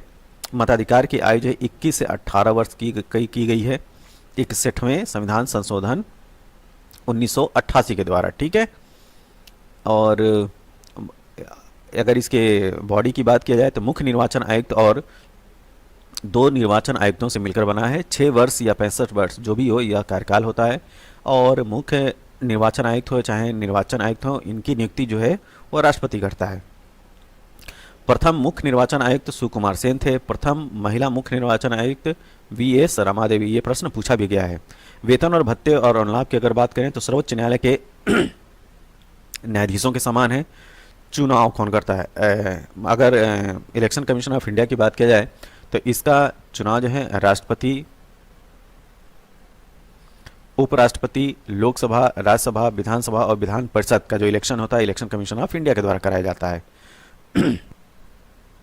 अगर हम लोग बात करें उपबंध, ठीक है, आपात उपबंध के बारे में, इसकी बात जो है भाग 18 में की गई है और आर्टिकल 352 से लेकर 360 में इसका प्रोविज़न है, ठीक है। 3 बार जो है वो नेशनल इमरजेंसी जो है लागू हो चुकी है, जो अनुच्छेद 352 के तहत है, 1962 में, 1971 में, 1975 में। और इसके कारण क्या थे? जो राष्ट्रीय आपातकाल है, मतलब कि जो नेशनल इमरजेंसी है वो 3 तरीके से लगाए जा सकते हैं। युद्ध की स्थिति में, बाह्य आक्रमण की स्थिति में, सशस्त्र विद्रोह, ठीक है, ठीक। और एक चीज़ और याद रखिएगा, जो 44वां संविधान संशोधन था उसमें आंतरिक जो अशांति थी उसको हटा के क्या कर दिया गया, सशस्त्र विद्रोह के आधार पर ही नेशनल इमरजेंसी लगाई जा सकती है। नेशनल इमरजेंसी की घोषणा कौन करता है? राष्ट्रपति के द्वारा किया जाता है, ठीक है। लेकिन कब? जब संघीय मंत्रिमंडल लिखित प्रस्ताव दे। अगर इमरजेंसी की बात किया जाए तो फाइनेंस इमरजेंसी जो है वो अनुच्छेद 360 के तहत बात की गई है और अब तक भारत में जो है कभी भी वित्तीय आपात की घोषणा नहीं की गई है। राष्ट्रपति शासन की बात करें तो अनुच्छेद 356 के तहत जो है वो राष्ट्रपति शासन लगता है, ठीक है। और इसका कारण क्या होता है? राज्य के संवैधानिक तंत्र की विफलता के कारण जो है वो राष्ट्रपति शासन लगता है। आपातकाल की घोषणा का संसद के द्वारा अनुमोदन कैसे होता है? राष्ट्रीय आपातकाल की दशा में संसद के दोनों सदनों द्वारा विशेष बहुमत से 1 माह के भीतर जो पास होना चाहिए। राष्ट्रपति शासन एवं वित्तीय आपातकाल की दशा में संसद के दोनों सदनों द्वारा विशेष बहुमत से 2 माह के भीतर पारित होना चाहिए, ठीक है। तो देखिए यहाँ पे जब राष्ट्रीय आपातकाल की दशा में क्या संसद के दोनों सदनों द्वारा विशेष बहुमत से 1 माह के भीतर, और राष्ट्रीय शासन एवं वित्तीय आपातकाल की दशा में संसद के दोनों सदनों द्वारा विशेष बहुमत से 2 माह के भीतर। अब हम लोग बात करेंगे भारत में जो महत्वपूर्ण संविधान संशोधन हुए थे उनके बारे में, ठीक। तो पहला संविधान संशोधन अधिनियम 1951 का है। इसमें क्या बात कही गई थी? 9वीं अनुसूची जोड़ी गई थी जिसमें भूमि सुधार न्यायिक समीक्षा से संबंधित कानून को 9वीं अनुसूची में डाला गया था। 21वां संविधान संशोधन अधिनियम 1967 में आता है। सिंधी भाषा को 8वीं अनुसूची में और 15वीं भाषा के रूप में जोड़ा गया। 24वां संविधान संशोधन 1971 का है। संसद को यह अधिकार दिया गया कि संविधान के किसी भी भाग मूल अधिकार में फंडामेंटल राइट्स में भी संशोधन कर सकती है। राष्ट्रपति संविधान संशोधन विधेयक को मंजूरी देने के लिए बाध्य नहीं है, इस पॉइंट को ध्यान में रखिए। अब हम बात करेंगे 35वां संविधान संशोधन 1974 का है। सिक्किम को सहयोगी राज्य बनाया गया, लेकिन पूर्ण राज्य का दर्जा जो है 36वें संविधान संशोधन के द्वारा मिलता है 1975 में। 42वां संविधान संशोधन अधिनियम 1976 काफी इंपॉर्टेंट है। इसमें प्रस्तावना में समाजवादी, पंथ निरपेक्ष और अखंडता शब्द जोड़ा गया था। मूल कर्तव्य की जो बात की गई थी वो 4A अनुच्छेद 51A के तहत की गई है। नीति निर्देशक तत्व जोड़ा गया है। समान न्याय एवं निःशुल्क विधिक सहायता की बात जो है आर्टिकल 39A के तहत की गई है, या 39 का उद्योगों के प्रबंध में कर्मकारों का भाग लेना, या जो है 43A या 43 का के तहत की गई है। तो 42वां संविधान संशोधन बहुत ही इंपॉर्टेंट है, इसमें जो बातें कहेंगे उसको ध्यान में रखिए, ठीक है। आगे अगर हम लोग बात करें 42वें संविधान संशोधन में, तो पर्यावरण का संरक्षण एवं संवर्धन तथा वन्य जीवों की रक्षा की बात जो है वो अनुच्छेद 48 क में की गई है। राष्ट्रपति को कैबिनेट की सलाह मानना बाध्यकारी कर दिया गया। लोकसभा एवं विधानसभा का कार्यकाल जो 5 से बढ़ाकर 6 वर्ष कर दिया गया था। ये पॉइंट बहुत ही इंपॉर्टेंट है। अगर आपसे पूछा जाए कि लोकसभा एवं विधानसभा का कार्यकाल जो है 5 से बढ़ाकर 6 वर्ष किस संविधान संशोधन के तहत किया गया था, तो 42वां संविधान संशोधन। अब बात करेंगे 44वां संविधान संशोधन। कैबिनेट की सलाह को एक बार पुनर्विचार के लिए भेजने की राष्ट्रपति की शक्ति, परंतु पुनर्विचार के बाद मानना बाध्यकारी होगा। लोकसभा में विधानसभा का कार्यकाल फिर से 6 वर्ष से घटाकर क्या कर दिया गया, 5 वर्ष कर दिया गया। राष्ट्रीय आपात के विषय में आंतरिक अशांति शब्द के स्थान पर सशस्त्र विद्रोह, तो सशस्त्र विद्रोह के आधार पर ही नेशनल इमरजेंसी घोषित की जा सकती है। राष्ट्रपति कैबिनेट की लिखित सलाह पर ही आपातकाल घोषित कर सकता है, ठीक है। अगर लिखित में नहीं है तो राष्ट्रपति आपातकाल घोषित नहीं करेगा। संपत्ति के अधिकार को मूल अधिकारों की सूची से हटाकर अनुच्छेद 300 क या 301 के अंतर्गत एक विधिक अधिकार बनाया गया। अब हम लोग बात करेंगे 52वां संविधान संशोधन अधिनियम 1985। 10वीं अनुसूची के रूप में दल बदल विरोधी कानून जोड़ा गया। 61वां संशोधन अधिनियम 1989 की बात करें, लोकसभा एवं विधानसभा में मतदान की उम्र 21 से घटाकर 18 वर्ष की गई। 69वां, ठीक है, 69th कॉन्स्टिट्यूशनल अमेंडमेंट की बात करें तो यह 1991 का है। केंद्र शासित प्रदेश दिल्ली को राष्ट्रीय राजधानी क्षेत्र दिल्ली बनाया गया, ठीक है। तो यह जो है जो एनसीआर की जो बात की जाती है, केंद्र शासित प्रदेश दिल्ली को राष्ट्रीय राजधानी क्षेत्र दिल्ली बनाने के बाद 69वें संविधान संशोधन अधिनियम 1991 के तहत की गई है। आगे हम लोग बात करते हैं 17वां संशोधन अधिनियम 1992। दिल्ली पुडुचेरी विधानसभा के नवनिर्वाचित सदस्यों को राष्ट्रपति चुनाव में मतदान का अधिकार दिया गया। 71वां संशोधन अधिनियम 1992 का है। कोंकणी, मणिपुरी, नेपाली भाषा को 8वीं अनुसूची में जोड़ा गया। क्या? कोंकणी, मणिपुरी और नेपाली को। यह है 71वां संविधान संशोधन। 86वां संशोधन अधिनियम 2002। संविधान में मूल अधिकारों की श्रेणी में अनुच्छेद 21 का जोड़ा गया, जिसमें 6 से 14 वर्ष तक के बच्चों के लिए निःशुल्क प्रारंभिक शिक्षा का प्रावधान किया गया। नीति निर्देशक सिद्धांतों में अनुच्छेद 45 की विषय वस्तु प्रवृत्ति करते हुए 6 वर्ष से कम आयु के बालकों के लिए प्रारंभिक बाल्यावस्था देखरेख और शिक्षा का संबंध उपबंध किया गया, ठीक है। मूल कर्तव्यों की बात करें, 11वें मूल कर्तव्यों के रूप में 6 से 14 वर्ष तक के बच्चों को शिक्षा सुविधा प्रदान करने का माता पिता को ये कर्तव्य के अंतर्गत जोड़ा गया, ठीक है। 89th संशोधन अधिनियम 2003 के बारे में बात करते हैं। अनुसूचित जाति, अनुसूचित जनजाति के लिए अलग अलग आयोग की व्यवस्था की गई थी 89th कॉन्स्टिट्यूशनल अमेंडमेंट के द्वारा। 91वां संशोधन अधिनियम 2003 का है, जिसमें केंद्रीय मंत्रिपरिषद का आकार लोकसभा की कुल सदस्य संख्या के 15% से अधिक नहीं हो सकता। राज्य मंत्रिपरिषद का आकार विधानसभा की कुल सदस्य संख्या के 15% से अधिक नहीं हो सकता, किंतु न्यूनतम संख्या 12 से कम नहीं होगी। यह बात की गई थी 91वां संशोधन अधिनियम 2003 के तहत। 92वां संशोधन अधिनियम 2003 की बात करें तो 8वीं अनुसूची में बोडो, डोगरी, मैथिली, संथाली भाषा जोड़ी गई और इसी के साथ 8वीं अनुसूची में शामिल भाषाओं की कुल संख्या 22 हो गई। तो ये जो 4 भाषाएं हैं इनको जरूर याद रखिए, बोडो, डोगरी, मैथिली और संथाली। आगे अगर हम बात करें 97वां संशोधन अधिनियम, तो ये 2011 में आता है। सहकारी समितियों को संवैधानिक दर्जा प्रदान किया गया था। कब? 97 जो संविधान संशोधन अधिनियम है 2011 के तहत। 99वां संविधान संशोधन अधिनियम 2014 में, ये काफ़ी इंपॉर्टेंट है, ठीक, इसको ध्यान में रखिए। उच्चतम न्यायालय एवं उच्च न्यायालय में न्यायाधीशों की नियुक्ति के लिए कोलेजियम प्रणाली के स्थान पर राष्ट्रीय न्यायिक नियुक्ति आयोग NJAC national judiciary appointment commission की व्यवस्था की गई थी और वर्ष 2015 में उच्चतम न्यायालय ने इसे असंवैधानिक ठहराते हुए रद्द कर दिया। तो ये जो है वो आज की डेट में खत्म है। 100वां संविधान संशोधन अधिनियम 2015 का है, जिसमें भारत बांग्लादेश के मध्य जो भूभाग का स्थानांतरण होता है वह 100th कॉन्स्टिट्यूशन अमेंडमेंट 2015 के तहत होता है। 101 जो कॉन्स्टिट्यूशन अमेंडमेंट है वो 2016 में आता है। विभिन्न अप्रत्यक्ष करों के स्थान पर एक देश एक कर प्रणाली की संकल्पना के तहत जीएसटी की बात लाई गई थी, ठीक, गुड्स एंड सर्विसेज टैक्स। 102वां जो संविधान संशोधन अधिनियम है 2018 का है, जिसमें राष्ट्रीय पिछड़ा वर्ग को संवैधानिक दर्जा प्रदान किया गया है, ठीक। तो अगर आपसे पूछा जाए कि राष्ट्रीय पिछड़ा वर्ग को संवैधानिक दर्जा किस संविधान संशोधन के तहत प्राप्त है, तो 2018 में 102वां संविधान संशोधन अधिनियम। अब हम बात करेंगे 103वां जो संशोधन अधिनियम है 2019 का, उसके बारे में। तो आर्थिक रूप से कमजोर वर्ग ईडब्ल्यूएस के लिए नौकरियों में शैक्षणिक संस्थाओं में 10% आरक्षण का जो प्रावधान है वह 103वां संशोधन अधिनियम 2019 के तहत है। 104वां संशोधन अधिनियम 2019 का है, जिसमें लोकसभा एवं राज्य विधानसभाओं में अनुसूचित एससी मतलब अनुसूचित जातियों एससी एवं जनजातियों के लिए सीटों के आरक्षण को अगले 10 वर्ष मतलब कि 2030 तक के लिए बढ़ाया गया है। यह है 104वां संशोधन अधिनियम 2019। लोकसभा एवं राज्य विधानसभाओं में एंग्लो इंडियन कम्युनियन के प्रावधान को समाप्त कर दिया गया, तो ये बहुत ही इंपॉर्टेंट है, ठीक है।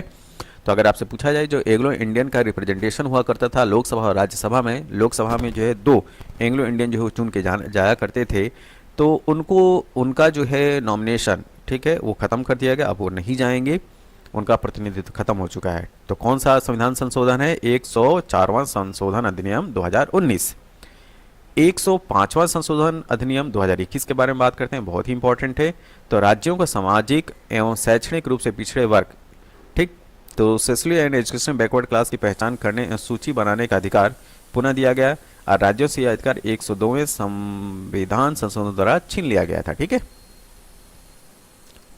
अब हम बात करेंगे कि संविधान के जो भाग हैं उनके बारे में। तो संविधान में कुल कितने भाग हैं?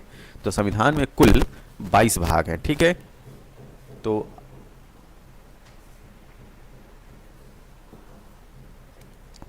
संविधान के अगर भाग की बात की जाए तो टोटल 22 भाग हैं।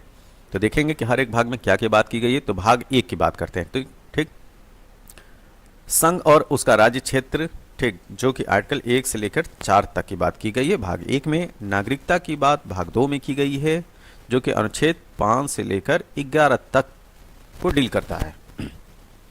भाग 3 में मौलिक अधिकार की बात की गई है, अनुच्छेद 12 से लेकर 35 तक की बात की गई है इसमें। भाग 4 में राज्य की नीति निर्देशक तत्व हैं, जो कि अनुच्छेद 36 लेकर 51 तक को डील करता है। 4 का या 4A मौलिक कर्तव्य की बात की गई है, जो कि अनुच्छेद 51 का या 51A है।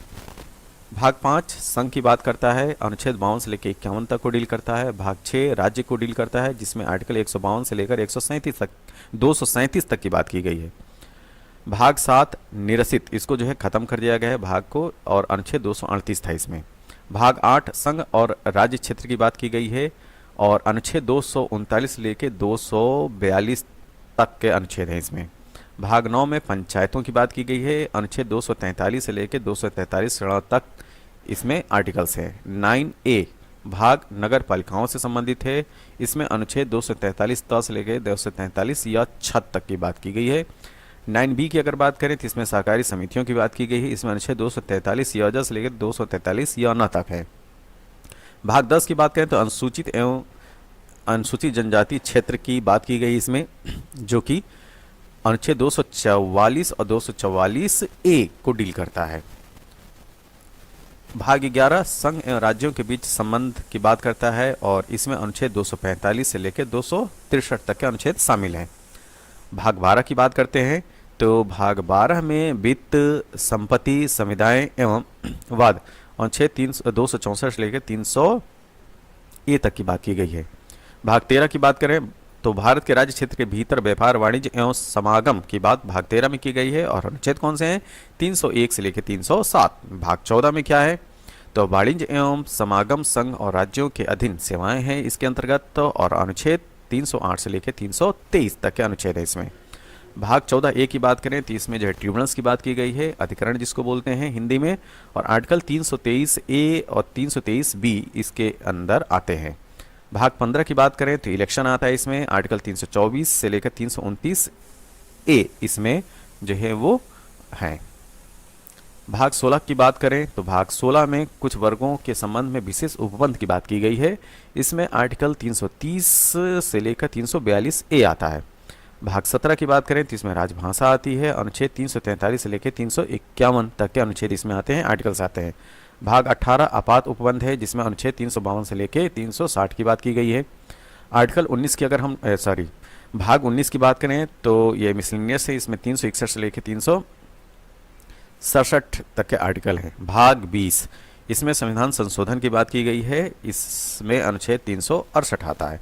भाग 21 ये जो है टेम्परेरी है, संक्रमणकालीन और विशेष उपबंध है। यह अनुच्छेद 369 से लेकर 392 को डील करता है। भाग 22 की बात करें तो संक्षिप्त नाम, प्रारंभ, हिंदी में प्राधिकृत पाठ और निरसन 393 से लेकर 395 तक के अनुच्छेदों को यह डील करता है। ठीक, अब हम जो अनुसूचियां हैं उनके बारे में बात करेंगे तो टोटल आज की डेट में 12 अनुसूचियां हैं, मतलब कि 12 शेड्यूल हैं। अब देखेंगे कि पहले से लेकर 12वें तक के जो शेड्यूल हैं उनमें कौन कौन सी बातें कही गई हैं। तो पहले शेड्यूल में बात की गई है राज्य एवं संघ राज्य क्षेत्र के बारे में। दूसरे शेड्यूल में राष्ट्रपति, राज्यपाल, लोकसभा, विधानसभा अध्यक्ष, उपाध्यक्ष, राज्यसभा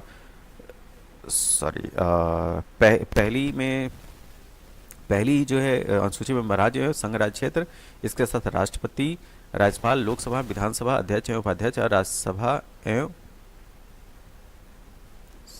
पहले में राज्य एवं संघ राज्य क्षेत्र की बात की है। दूसरे में राष्ट्रपति, राज्यपाल, लोकसभा, विधानसभा अध्यक्ष, उपाध्यक्ष, राज्यसभा एवं विधान परिषद के सभापति, उपसभापति, उच्चतम एवं उच्च न्यायालय के न्यायाधीश तथा सीएजी को मिलाने वाला वेतन और भत्ते तथा पेंशन की बात की गई है। ठीक है, तो पहले में याद रखिए क्या है, राज्य एवं संघ राज्य क्षेत्र की बात की गई है, जबकि दूसरे में राष्ट्रपति, राज्यपाल, लोकसभा एवं विधानसभा अध्यक्ष, उपाध्यक्ष, राज्यसभा एवं विधान परिषद के सभापति, इसके साथ में उपसभापति, उच्चतम और उच्च न्यायालय के न्यायाधीश तथा सीएजी को मिलने वाला वेतन और भत्ते तथा पेंशन की बात की गई है सेकंड शेड्यूल में। थर्ड शेड्यूल में क्या बात की गई है, भारत संघ के प्रमुख पदाधिकारियों के शपथ और प्रतिज्ञान का प्रारूप की बात तीसरी में की गई है। चौथे शेड्यूल में राज्यसभा में स्थानों का आवंटन जो है वो चौथे शेड्यूल में किया गया है। पांचवें में अनुसूचित क्षेत्रों और अनुसूचित जनजातियों के प्रशासन और नियंत्रण के बारे में उपबंध है। छठी अनुसूची में असम, मेघालय, त्रिपुरा और मिजोरम राज्यों के जनजातीय क्षेत्रों के प्रशासन के बारे में उपबंध है।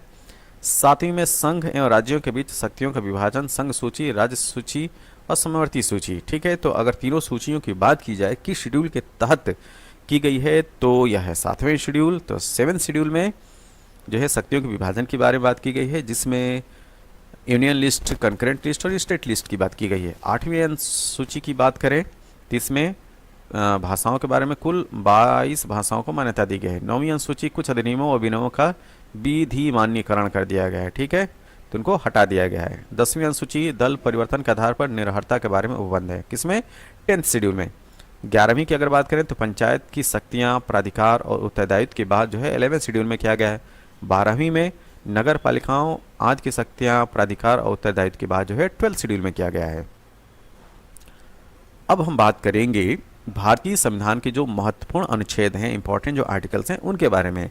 तो आर्टिकल 1 जो है वो संघ का नाम और राज्य क्षेत्र को बताता है। आर्टिकल 2 नए राज्यों का प्रवेश या स्थापना की बात करता है। आर्टिकल 3 नए राज्यों का निर्माण और वर्तमान राज्यों के क्षेत्रों, सीमाओं या नामों में परिवर्तन की बात करता है। ठीक है, अनुच्छेद 5 संविधान के प्रारंभ पर नागरिकता की बात करता है। अनुच्छेद 12 राज्य की परिभाषा। अगर आपसे पूछा जाए कि स्टेट की डिफिनीशन किस अनुच्छेद में है तो अनुच्छेद 12 में है। अनुच्छेद 14 की अगर हम लोग बात करें तो विधि के समक्ष समता और विधियों के का समान संरक्षण की बात जो है आर्टिकल 14 में की गई है।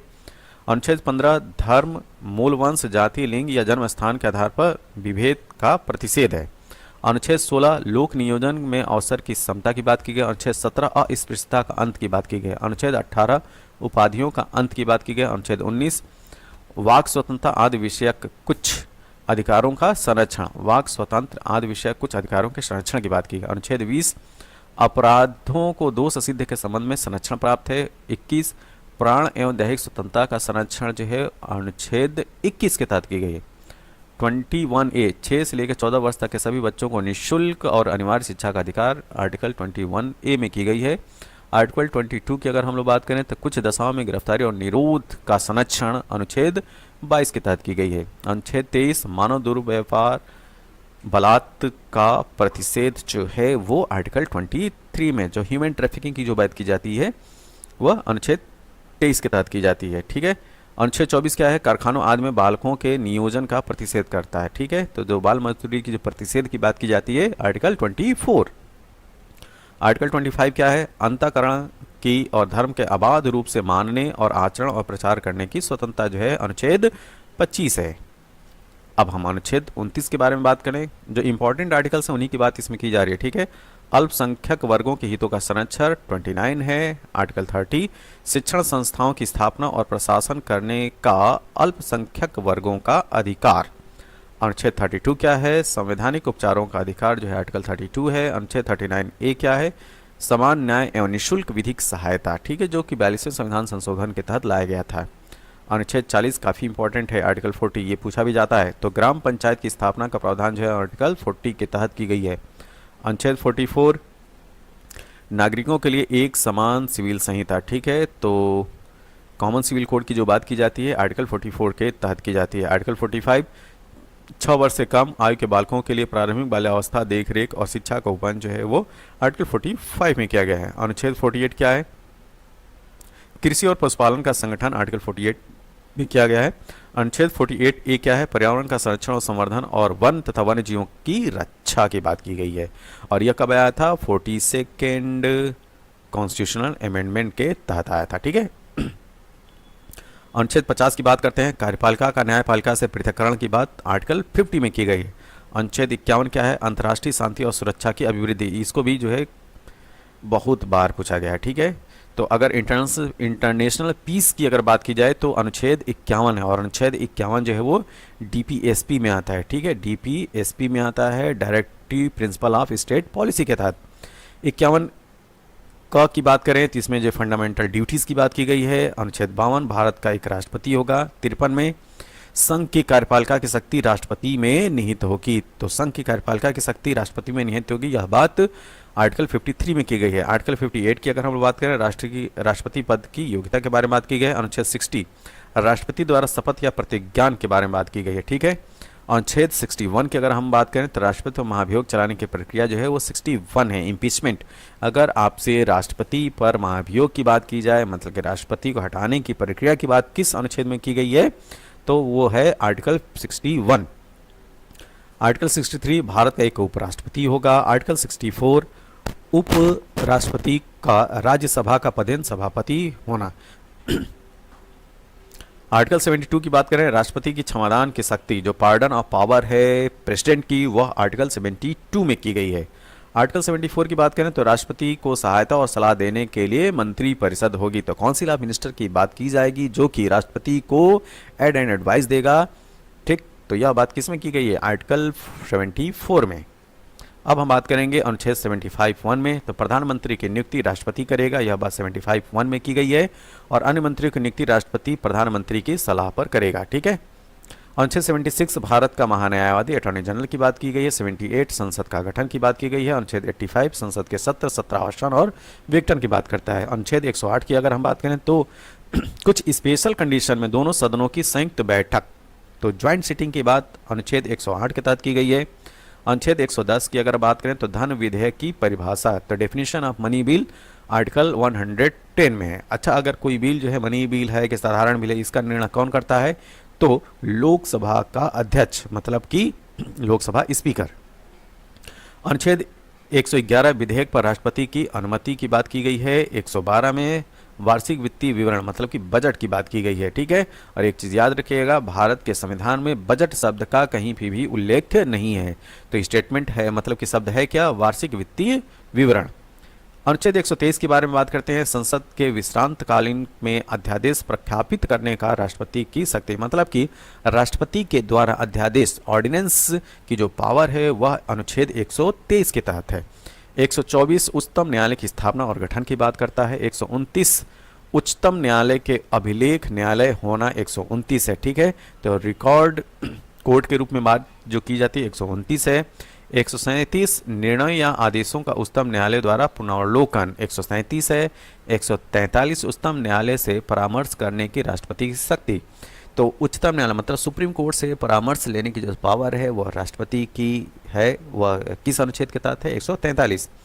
148 में CAG की बात की गई है, महालेखा परीक्षक की। 152 में राज्यों के राज्यपाल की बात की गई है। 155 में राज्यपाल की नियुक्ति के बारे में बात की गई, ठीक है।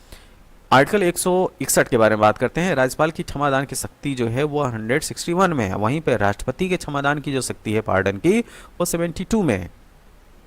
अनुच्छेद 163 की बात कर रहे हैं। राज्यपाल की सहायता और सलाह देने के लिए एक मंत्री परिषद होगी, यह बात आर्टिकल 163 में की गई है। और आर्टिकल 164(1) में क्या कहा गया है?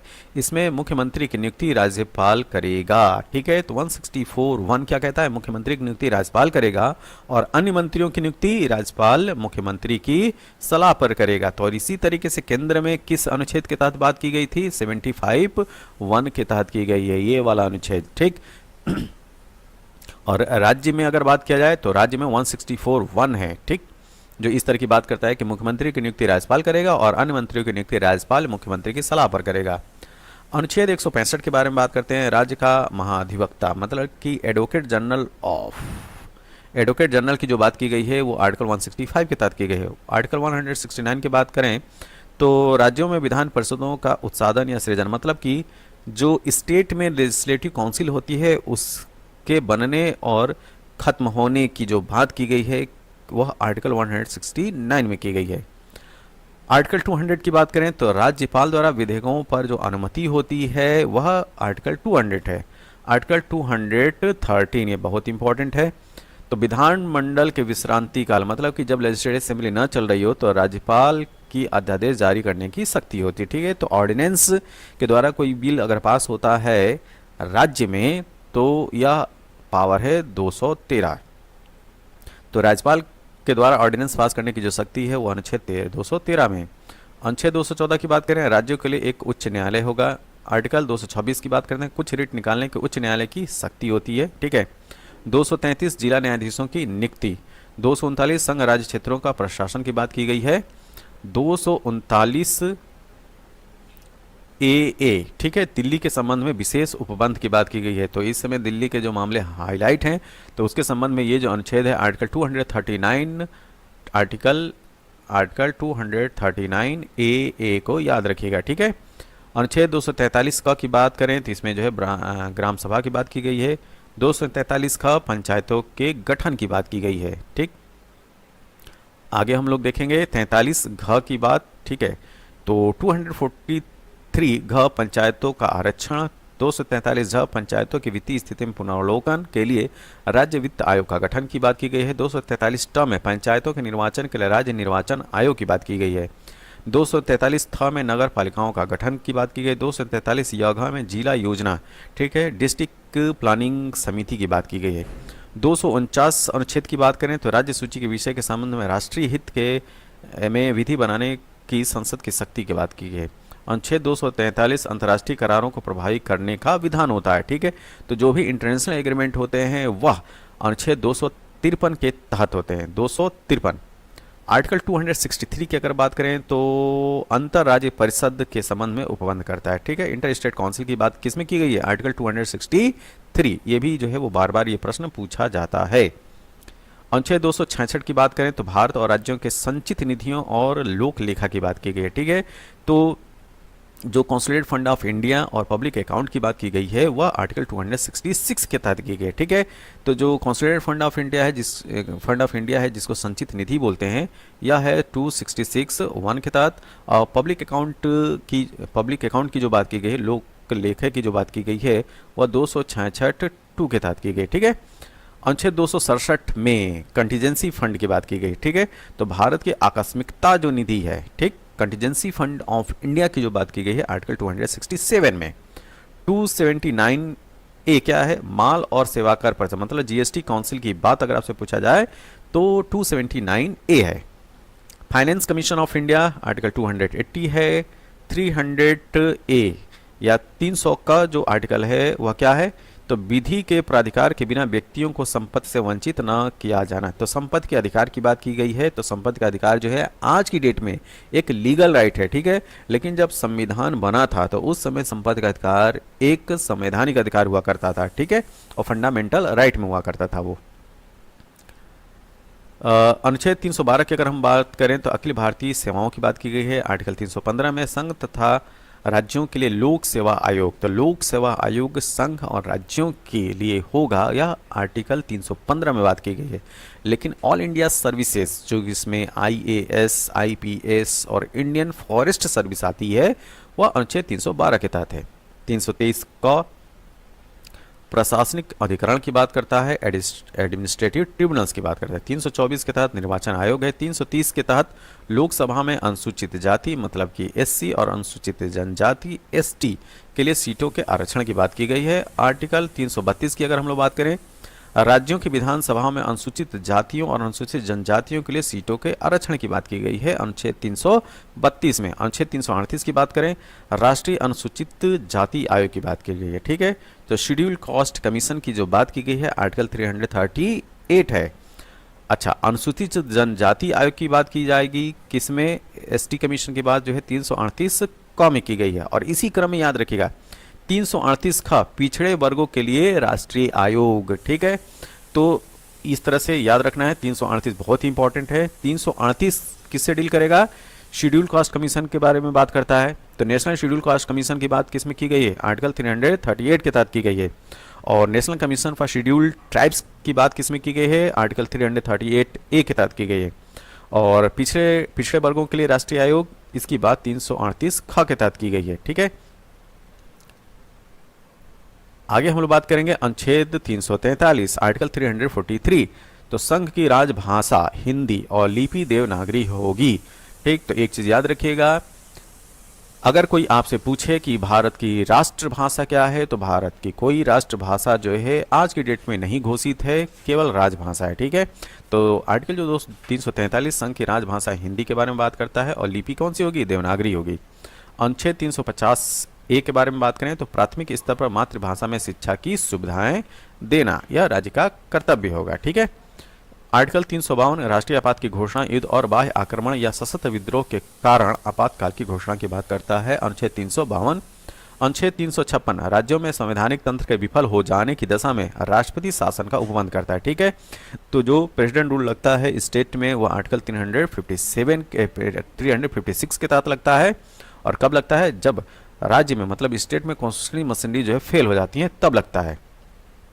अनुच्छेद 360 की बात करें आर्टिकल 360, तो इसमें वित्तीय आपातकाल की बात की गई है, फाइनेंस इमरजेंसी की बात की गई है। और भारत में आज तक कभी भी फाइनेंस इमरजेंसी नहीं घोषित हुआ है। अनुच्छेद 368 के बारे में बात कर लेते हैं। तो संसद के संविधान का संशोधन करने की जो शक्ति और प्रक्रिया है, ठीक है, power and process constitutional amendment करने का, वह अनुच्छेद 368 के तहत कहा गया है। तो यह वीडियो था हमारा भारतीय संविधान और राज्य व्यवस्था से। यह एक कंप्लीट वीडियो है। अगर आपने इस वीडियो को देख लिया तो आपके आने वाले एग्ज़ाम में जो भी प्रश्न आएंगे इस विषय से तो उनको आप जो है बड़े आसानी से कर लेंगे। तो इस वीडियो को जो है आप बार बार देखिए, फैक्ट्स की भरमार है इस वीडियो में। और जो है यहाँ से इनमें जो है उन्हीं फैक्ट्सों को जो है शामिल किया गया है जो प्रश्न आपसे पूछे जाते हैं। तो आप जो है इन चंद घंटों में जो है इस पूरे सब्जेक्ट को आप तैयार कर सकते हैं। तो यह पूरा विवरण था पॉलिटी से संबंधित। यह वीडियो कैसा लगा, जैसा भी लगा हो आप अपने सुझाव जो है कमेंट बॉक्स में ज़रूर दें। तब तक के लिए थैंक यू, धन्यवाद।